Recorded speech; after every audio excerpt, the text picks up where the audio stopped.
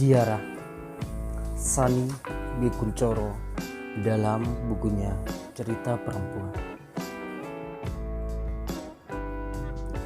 Apakah yang akan kita temukan pada sebuah ziarah? Pada masa kecilku dulu, nenek selalu mengunjungi beberapa makam pada sebuah bulan tertentu. Makam-makam itu terbuat dari batu granit berbentuk tapal kuda dengan gundukan tanah berumput di bagian tengah. Bongpai, demikianlah bangunan makam itu disebut. Pada bagian depan ada semacam altar, terpasang batu nisan terbuat dari marmer dengan tulisan Cina berbaris menurun huruf Cina itu. Tak kupahami satu huruf pun. Bagiku, huruf itu lebih serupa potongan garis yang tak lurus, melengkung indah dan saling bertautan membentuk kelompok-kelompok kecil yang membariskan diri sedemikian rupa. Itulah huruf kanji. Mereka leluhur kita, Mak Co dan Kong Co. Begitu nenek memperkenalkan dan membacakan nama itu satu persatu. Jemari keriputnya menelusuri tiap bahasan huruf, kadang disertai dengan getar yang samar serta suara yang tercekat lirih. Itu namaku, katanya kemudian ketika sampai pada barisan huruf paling bawah. Huruf itu berwarna merah, sementara huruf lain berwarna emas. Mengapa huruf nenek berbeda warna? Tanyaku. Sebagai pertanda bahwa pemilik nama itu masih hidup. Nanti suatu kali mereka akan merubah warna namaku serupa yang lain bila saatnya tiba, jawab nenek dengan nada makin melembut di akhir kalimat. Aku tak terlalu paham ketika itu. Usiaku masih dalam hitungan sebelah jari tangan dan belum terpahamkan dalam diriku makna yang tersimpan pada kalimat bila saatnya nanti. Bahwa penggalan kalimat itu merupakan metafora dari sebuah kematian. Tak pula memiliki pengertian konsep kematian manusia.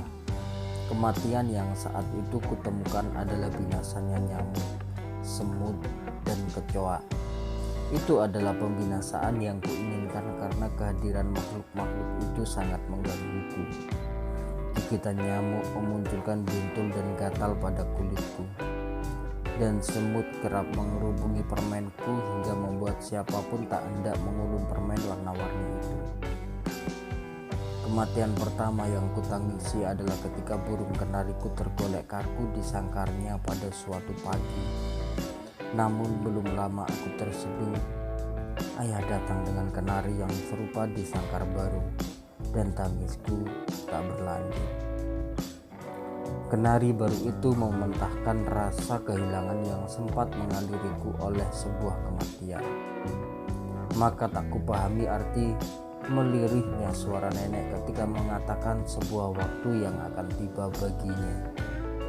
Tradisi ritual ziarah itu selalu nenek lakukan pada suatu masa tertentu. Itu adalah disebut masa Tengbeng, masa pada hari ke-9 di bulan 3 Sakui pada perhitungan penanggalan Cina. Diyakini itu adalah suatu periode ketika penguasa langit membuka pintu alam lain di mana para arwah tinggal, sehingga arwah pada leluhur kita kembali ke bumi untuk bertemu kerabatnya yang masih hidup. Karena itulah ziarah kubur dilakukan pada bulan itu. Oleh karena itu, nenek selalu membawa beberapa sajian tertentu yang merupakan sajian kesukaan para mendiang. Sajian itu ditaruh pada beberapa mangkuk kecil, lengkap dengan sumpitnya dan diletakkan di depan batu nisan. Nenek kemudian menyalakan dupa dan melakukan sembahyang dengan gerakan hormat yang takzim, soja. Begitulah cara permohonan itu dinamakan. Lalu sesudah itu dinyalakannya beberapa batang dupa untukku. Kau juga harus sembahyang, perkenalkan dirimu pada para leluhur kita, katanya sembari mengarahkan tangan kecilku menggerakkan dupa. Itu adalah sebuah gerak berupa ayunan kecil mengarah ke atas. Mak Cho dan Kong Cho, ini aku datang. Bisik nenek memintaku untuk mengikuti ucapannya. Berilah aku berkat, bantulah membuka pintu rezeki untukku. Kulakukan semua tuntunan itu, walau sesungguhnya tidak kutemukan apapun dalam ritual itu. Tidak kurasakan kesinambungan ingatan apalagi perasaan terhadap leluhur yang tertanam dalam makam-makam besar nan bersih bernisan batu marmer itu. Ku tahu sosok mereka melalui foto-foto hitam putih yang telah pudar warna. Tak kurasakan keterkaitanku perasaanku dengan mereka, melainkan kesinambungan garis darah semata-mata. Sesungguhnya gerakan apa yang akan ditemukan dalam sebuah ziarah? Kulakukan tradisi itu berulang-ulang tanpa kutemukan jawab apapun, hingga pada suatu ketika itu adalah sesudah nenek tidak terbangun lagi dari tidurnya pada suatu pagi. Nenek selalu mengatakan bahwa beliau akan berangkat pada suatu pagi. Baginya itu adalah waktu keberangkatan yang terbaik. Mengapa? Karena ada 3 rezeki dalam sehari, yaitu rezeki sarapan, makan siang, dan makan malam. Dengan berangkat dini hari sebelum masa sarapan, maka artinya nenek meninggalkan seluruh keutuhan rezekinya pada pewarisnya, tanpa merenggut satu bagian pun. Demikianlah filosofi waktu kematian yang diyakini nenek dan dipercayanya dengan sungguh. Aku menangis terseduh berhari-hari, namun ayah tak juga membawa nenek yang baru, seperti saat dibawanya kenari baru penghenti tangisku. Dan nama nenek di batu nisan leluhur itu pun berubah warna. Bahkan kemudian nenek memiliki batu nisan marmernya sendiri dengan namaku ada di barisan paling bawah. Lalu setiap kali bulan Cengbeng tiba dan kulakukan ritual ziarah, maka yang kutemukan kemudian adalah jejak-jejak perjalanan pada sebuah masa silam. Seakan kulalui sebuah jalur perjalanan yang pernah kutelusuri pada suatu ketika, yang kuhafal ketika kelokan dan persimpangannya. Dan ketika kaki melangkah menjejaknya, maka setiap langkah menghadirkan kembali ingatan-ingatan yang berserak.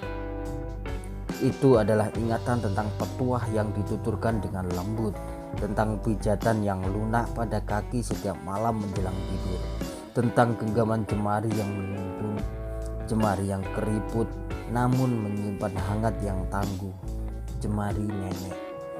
Kemudian tahulah aku, itulah sesuatu yang bernama kenangan. Kenangan yang setiap kali menempatkan aku pada suatu ketika, pada suatu masa yang telah silam dan hendak kujelajahi sampai pada sudut-sudut terjauh. Seakan-akan ingin kumiliki kembali masa itu, sebuah masa yang selalu membuatku ingin kembali menelusurinya. Namun waktu selama-lamanya tidak pernah kembali. Masa kemudian disitulah rinduku bermuara, tentang hal-hal yang tak selesai, tentang kalimat yang tak berucap, tentang perasaan yang tak terungkap. Maka kemudian kutemukan tentang arti keberadaan seseorang, bahwa sesungguhnya keberadaan itu lebih nyata, makin nampak justru ketika seorang telah pergi. Lalu kerinduan itu mengaliriku, berbaur dengan kepedihan yang menikam. Kuat aliran itu membuatku sungguh ingin kembali pada sebuah masa, pada suatu ketika di masa lalu. Setiap kali kulakukan ziarahku, aku seakan tak ingin beranjak dari tempat itu, mengusap nenek, mengusap nisan marmer itu, menelusuri huruf nama nenek, seakan serupa dengan menelusuri tonjolan urat pada jemarinya yang keriput. Kutemukan kembali rasa hangat yang menenangkan, meski tak terpungkiri marmer itu dingin belaka. Tapi sungguh ada rasa yang entah dari mana datangnya, perasaan bahwa nenek sedang berada di sekitarku, entah pada sisi sebelah mana. Dulu sekali di masa kecilku, setiap kali ketika aku harus buang air di tengah malam, maka nenek akan berjaga di depan pintu kamar mandi yang sedikit terbuka. Lalu dia akan bersenandung sembarang lagu, sekadar untuk meyakinkanku bahwa dia ada dan tidak meninggalkanku. Rasa itulah yang setiap kali menghampiriku kini dalam setiap ziarahku kepadanya di bulan Cengbeng. Semacam rasa ditenangkan kembali karena beliau berada di dekatku. Sungguhkah nenek benar-benar kembali menghampiriku? Apakah itu hanya sekedar romantisme jejak kenangan yang seakan ditelusuri ulang dalam sebuah ritual ziarah? Kutemukan jawaban pada suatu ketika. Pernahkah berpikir tentang siapakah di antara kita yang akan pergi terlebih dahulu? Tanyaku suatu ketika pada seseorang yang kepadanya lah kusandarkan hatiku. Aku selalu ingin kita yang berangkat bersama, jawab kekasihku dengan penuh keyakinan. Tidak banyak hal yang terwujud sesuai keinginan. Bahkan pasangan seabadi Romeo Juliet pun harus bersimpang waktu. Itu karena Shakespeare tahu bagaimana harus mengabadikan kesedihan pembacanya.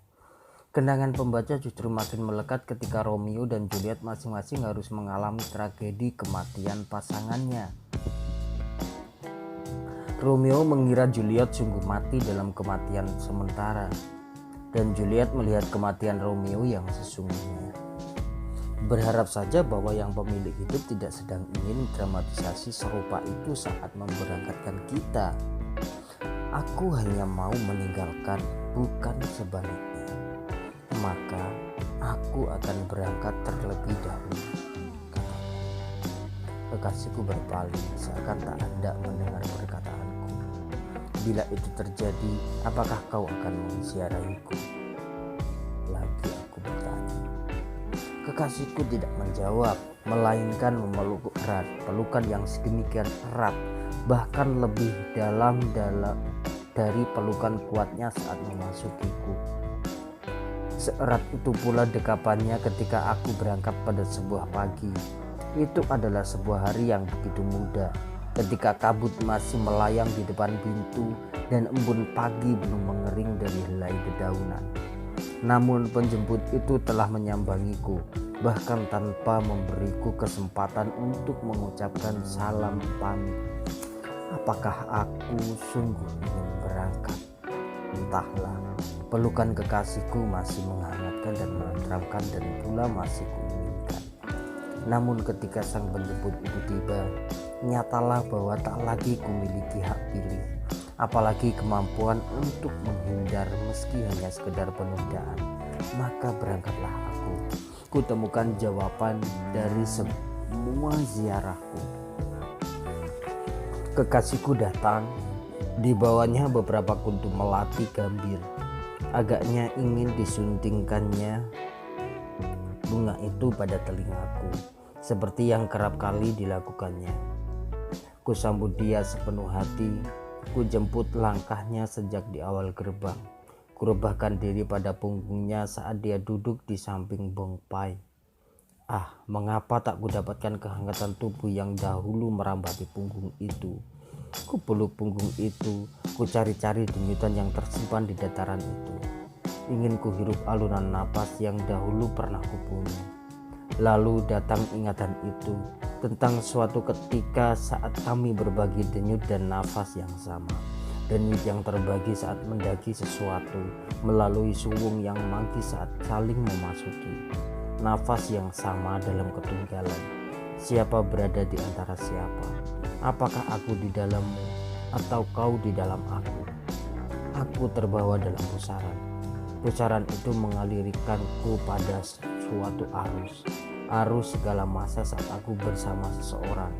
Diri kekasihku di dalam arus itu, bersama kami dalam pusaran itu, berputar serupa spiral. Berpeluk erat aku padanya, bersandar penuh karena begitu kuat pusaran itu mengayuh dan menggerus.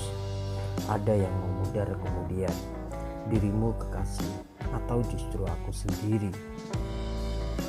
Kekasihku beranjak, terlepas dari dekapanku, aku terhuyung berpegang pada pelukan yang goyah. Jangan pergi, seruku menghadang langkah. menjauhnya. Bahkan melati gambir itu belum kau sematkan pada rambutku. Langkahnya tak terhenti. Aku memburu, gerakku bergegas serupa melayang. Dia berhenti sesaat menengok ke belakang seakan mencari sesuatu. Terhela napasnya, kemudian saat yang ditemukannya kekosongan belaka. Matanya nanar mendapati melati gambir bergeming tak terjamah. Kembalilah padaku. Aku memohon, bergema permintaanku terpantul dari helai daun-daun yang gugur melayang. Sampailah salah satu pantulan itu padamu. Di kejauhan itu, selai daun menjatuhi pundaknya, bergulir kemudian rebah di ujung kaki berbalut sepatu. Lalu aku akan memanggil, ku cari daun gugur melayang. Namun gelengan kepala nenek serupa larangan tak terbantah. Mengapa? Tanyaku. Pusaran masamu dengannya telah selesai. Dirimu kini telah menepi dari pusaran, sementara dia yang meneruskan sejarahnya sendiri. Tapi padanya kutemukan denyut nadi dan napas yang pernah kupunya. Itulah ruang kosong saat sejarah bersimpang jalan. Tertemukan pas saat ziarah, meski tidak selalu. Itulah jawab dari semua ziarahku. Adalah tidak kurasakan apapun pada ziarah Makco dan Hongco, sementara ada yang tertinggal saat usai ziarah nenek. Adalah karena tak memiliki persilangan sejarah ataupun pertemuan masa diriku dengan mereka, seperti yang terpahat dalam sejarah waktuku bersama nenek. Inilah yang ada padaku sekarang. Aku melintas dalam masa pinjaman di dalam hati kekasihku. Aku melayang, rebah di dalam benaknya sesaat lalu pada sebuah sejarah. Kekasihku memutar tubuh, melanjutkan langkah menjauh, meninggalkan sehelai daun di ujung kaki rebah terabaikan.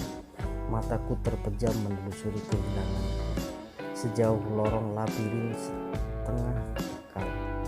Ada suatu ketika sejarah bersama itu akan kembali. Nenek berbisik, lirih menyerupai desir angin yang melata di antara alam-alam. Suatu ketika, meski mungkin tak lagi utuh bahkan terperangkap keasingan yang sayu, namun akankah aku rebah selamanya di dalam benak kekasihku sebagai penghuni tunggal, sama seperti kuhuni ruang hati nenek? Kusimpan pertanyaan itu, barangkali akan kutemukan jawab pada ziarah selanjutnya. Tapi kekasih, akankah selalu tersedia ziarahmu bagiku, serupa jemputan nenek di awal keberangkatanku?